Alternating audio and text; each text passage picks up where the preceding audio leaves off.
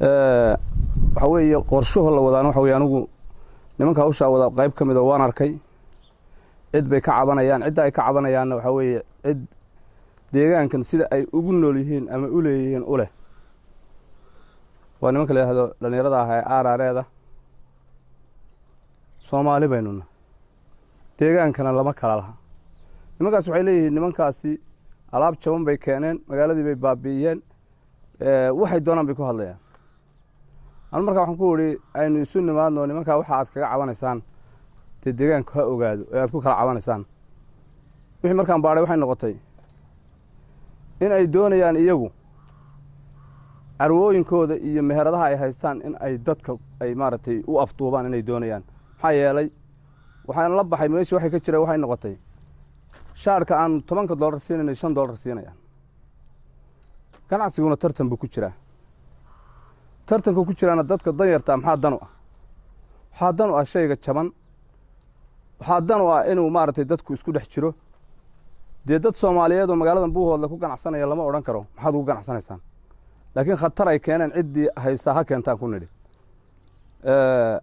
arrintaasi salkeedu saasuu noqday waxaan ognahay in dad dhalinyaro la hubeeyey in qoryo loo dhiibay guriga in la rasaaseeyey la degan yahay oo nimankaasi ay degan yihiin oo dad deegaankan ay leeyihiin waxaan ognahay in rabshad magaaladan la doonayo in alaabtooda iyo waxooda la boobo kuwa sidaa sameynayana kuwa qaar ka mid ah xamar bay ku leeyihiin ganacsi kismaayay ku leeyihiin waa dad la garanayo hebel iyo hebel loo garanayo waxaan idin leeyahay Soomaali baynu nahay Buuhoodlana wax ay ku caanamaashay waxa weeye Soomaalinimadii imika in lagu soo duulo la yiraahdo dad Soomaaliyeed oo halkan ku ganacsanayo wax dhiba wadin in la yiraahdo aynu waxooda boobno aan barakicino arrin shaqeynaysa ma arrinta waa idin ka digaynaa waxaan doonaynaa inaad dib uga joogsataan magaalada waxaad ogaataan inay ku nool yihiin dad aan waxba haysan dad badan oo aan maanta dab shidan haddii carwooyinkiina iyo meheradihiina waaweyn idin kaarinayaan oo aad la doonaysaan inay sii laba kacleeyaan ilaahay haddaad ka baqi weydaan dee dadka ka baqa ilaahay haddaad ka baqi weydaan oo ilaahay ka xishoon weydin waxa weeye kuwa aan waxba haysan baa kuwiina boobaya sida aad idinku aad u leedin maanta dadka Soomaaliyeed waxooda hala boob guriyaha aad rasaasta isla taagaysaana ee wiilasha yar u diraysaana nin walba waxa dirtay waa loogi nin waliba cidii uu diray xalay baa rasaas la qaybiyay lacag baa la qaybiyay dumarayow baa jira yaa qof walba meesha cidda wada hawshaan waa loogi anigu hadeerto mar raba inaan meediyahan aan ka sheego dadka laakiin haddii ay ka wantoobi waayaan waa la sheegayaa markaad doonaysa inaad Muqdisho alaabta ka soo qaadato ee Hargeysa ka soo qaadato wajaal ka soo qaadato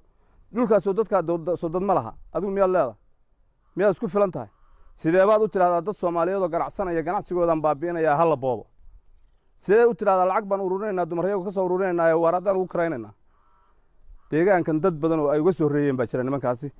ciddii khatar ay sheegaysana ha sheegto laakiin cid laga yeelayaa ma jirto in ay dadkaas Soomaaliyeed ee laga yaabo inay tan uga manaafacaadka badan yihiin qaarkood yaa inaad shaarkiina ugu sixir goysaan ha ka yaabina anigu mesela marka aan eego oo kale ciyaalan haystaa waxaan doonayaa inaan $200 ku iibsiyo markaad doonaysa inaad kunigiga iibsiiso dameen yeelaya anigu miyaan ku jubnaanaya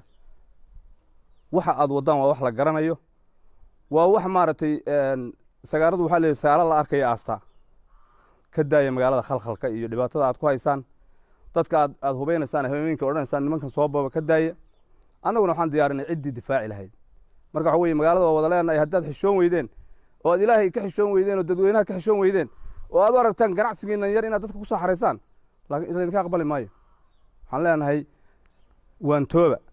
waa idin digaynaa malaayiin aan waxba haysan baa magaalada joogo iskaga nool